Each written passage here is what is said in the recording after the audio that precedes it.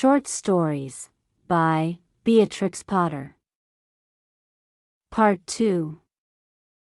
The Tale of the Flopsy Bunnies.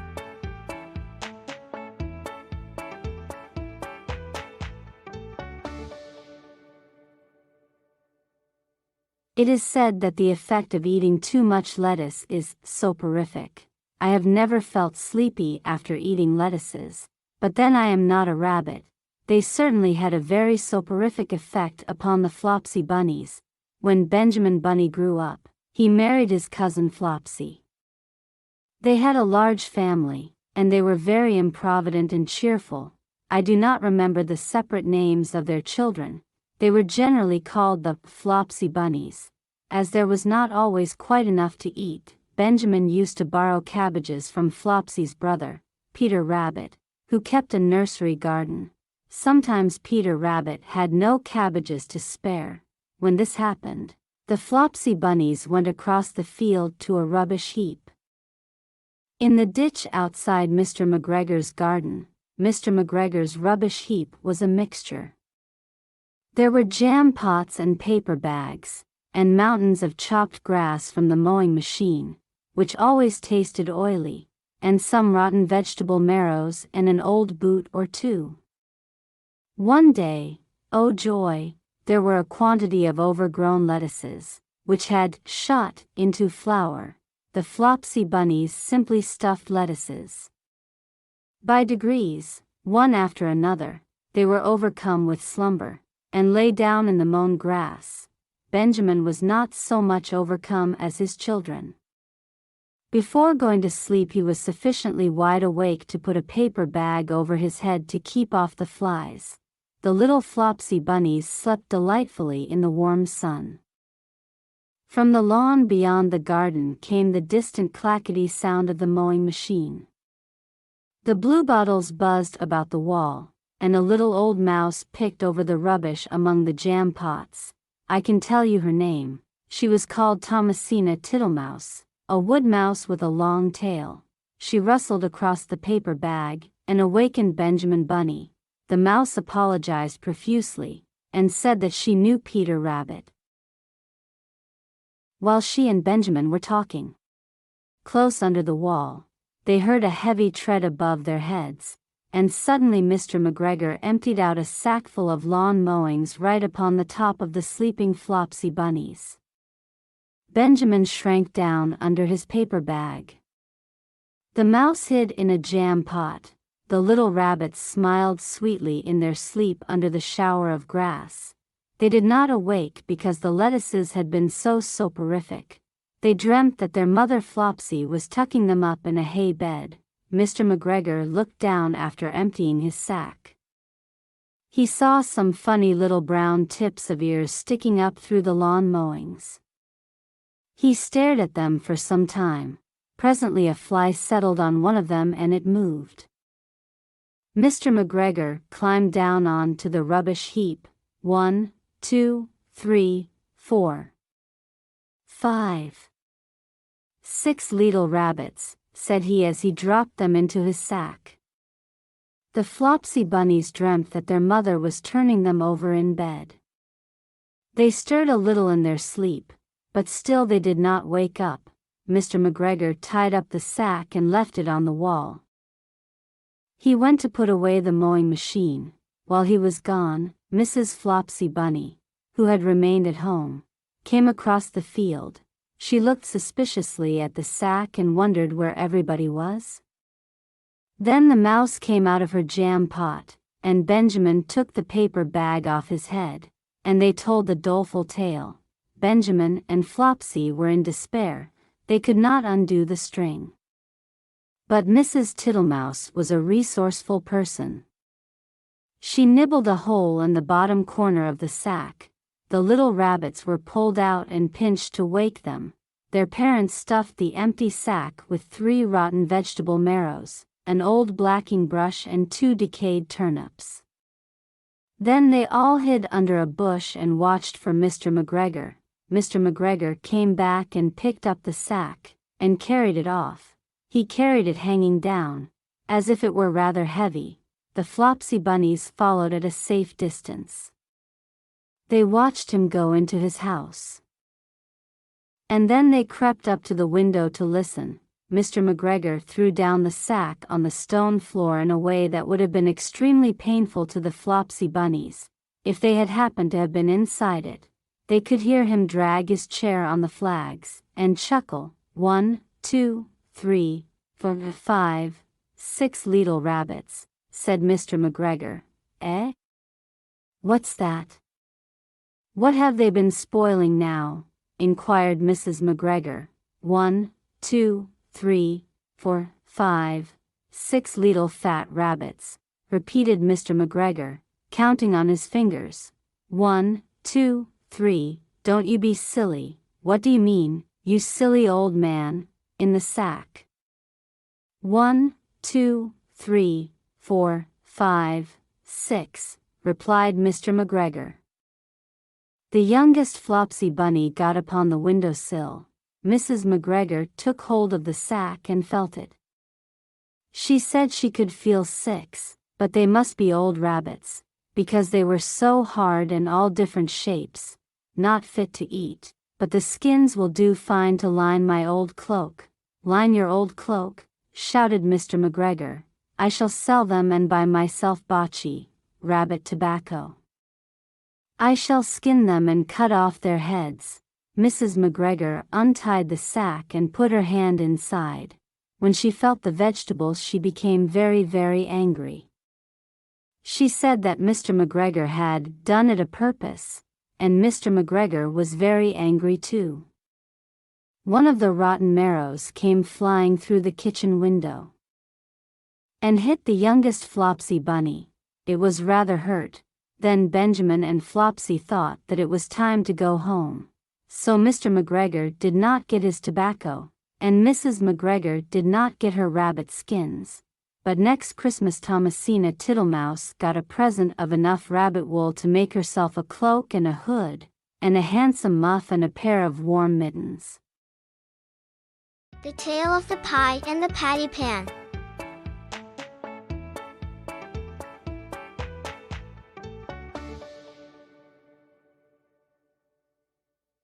Pussycat sits by the fire, how should she be fair? In walks the little dog, says, Pussy, are you there? How do you do, Mistress Pussy?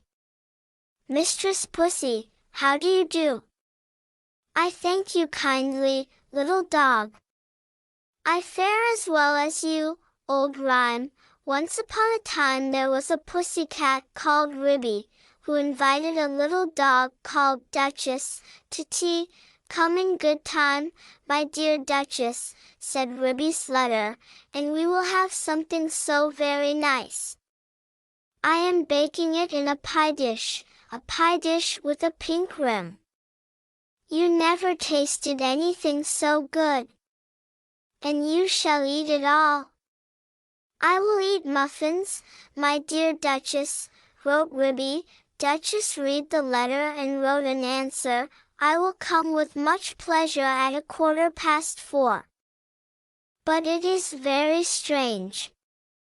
I was just going to invite you to come here, to supper, my dear Ribby, to eat something most delicious. I will come very punctually, my dear Ribby, wrote Duchess, and then at the end she added, I hope it isn't mouse.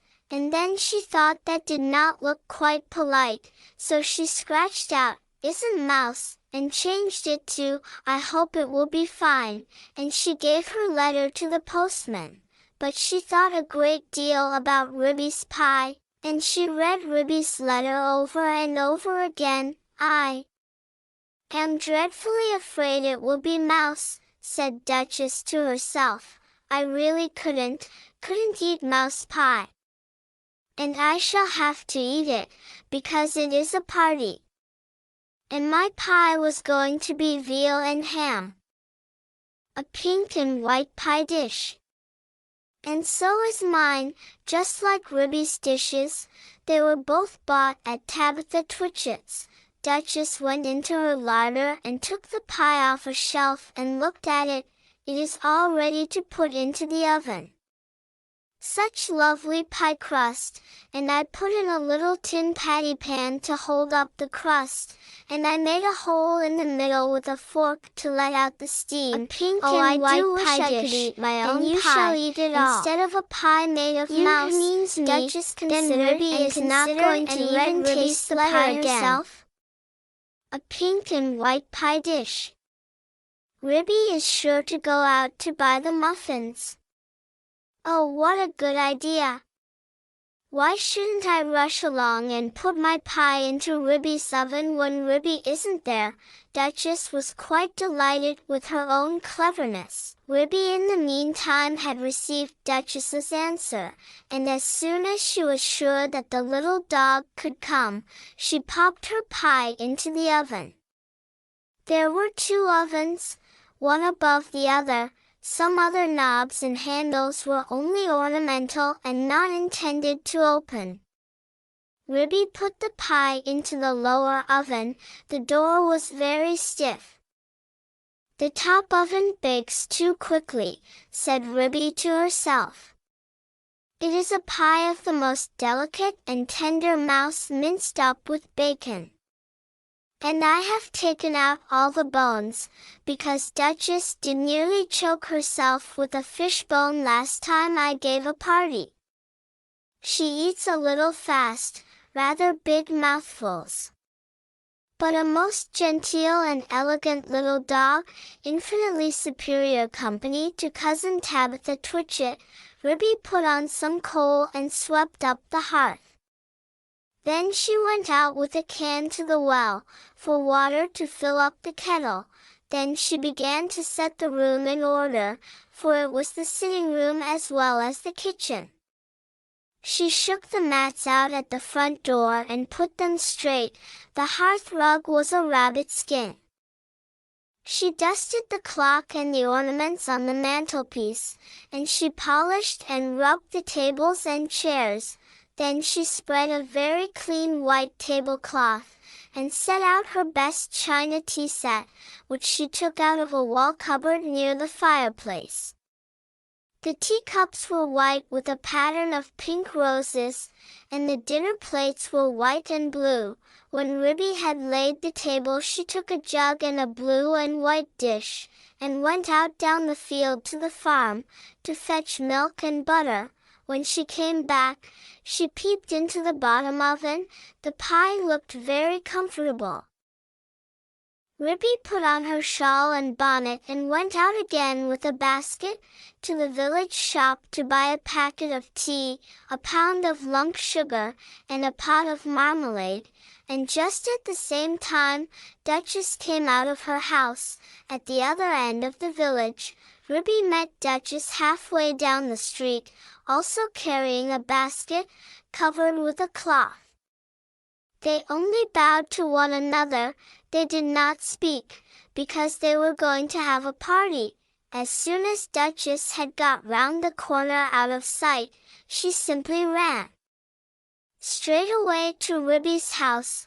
Ribby went into the shop and bought what she required, and came out, after a pleasant gossip with Cousin Tabitha Twitchit.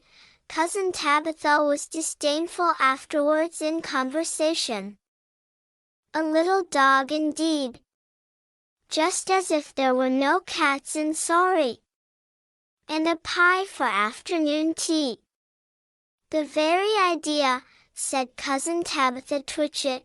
Ribby went on to Timothy Baker's and bought the muffins. Then she went home.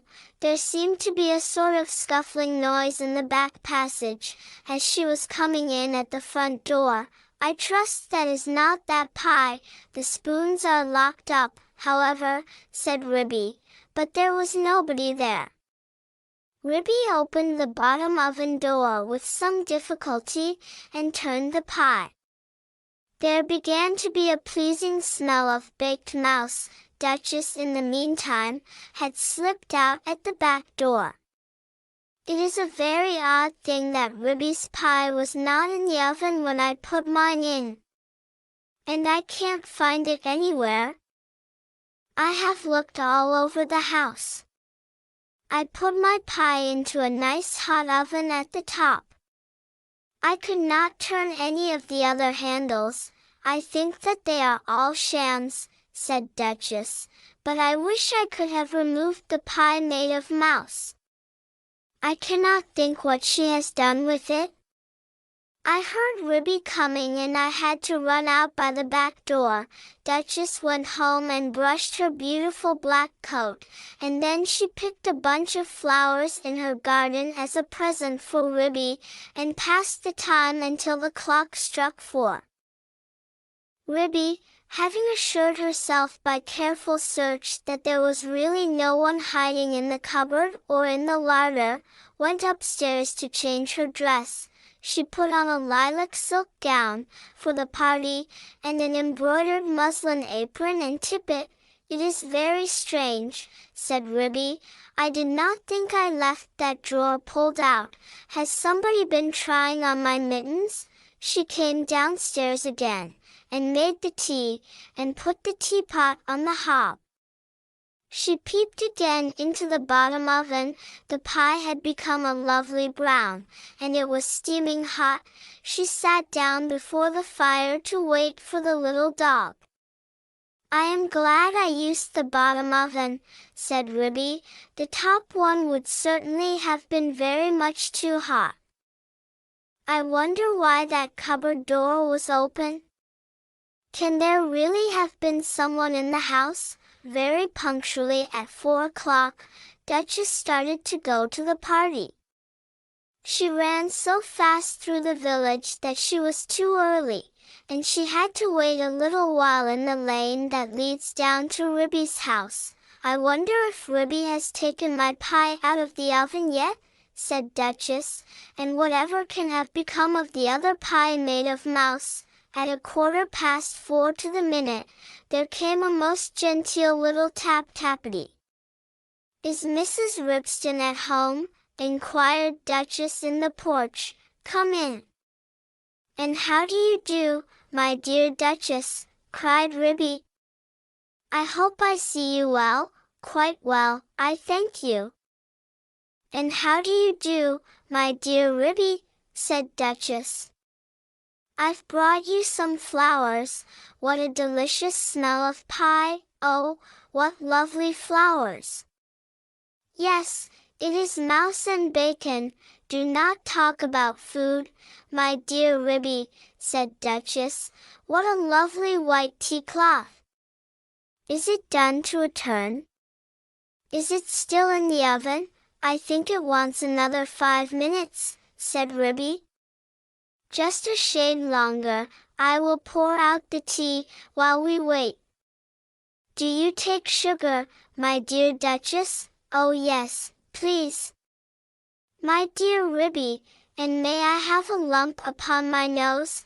With pleasure, my dear Duchess. How beautifully you beg. Oh, how sweetly pretty.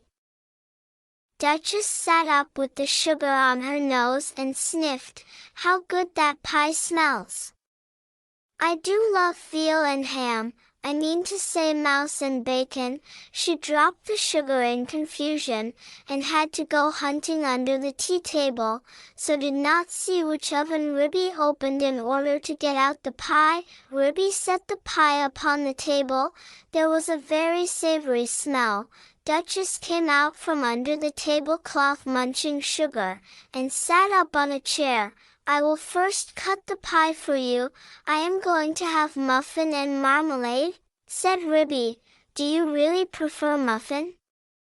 Mind the patty pan, I beg your pardon, said Ribby. May I pass you the marmalade? Said Duchess hurriedly.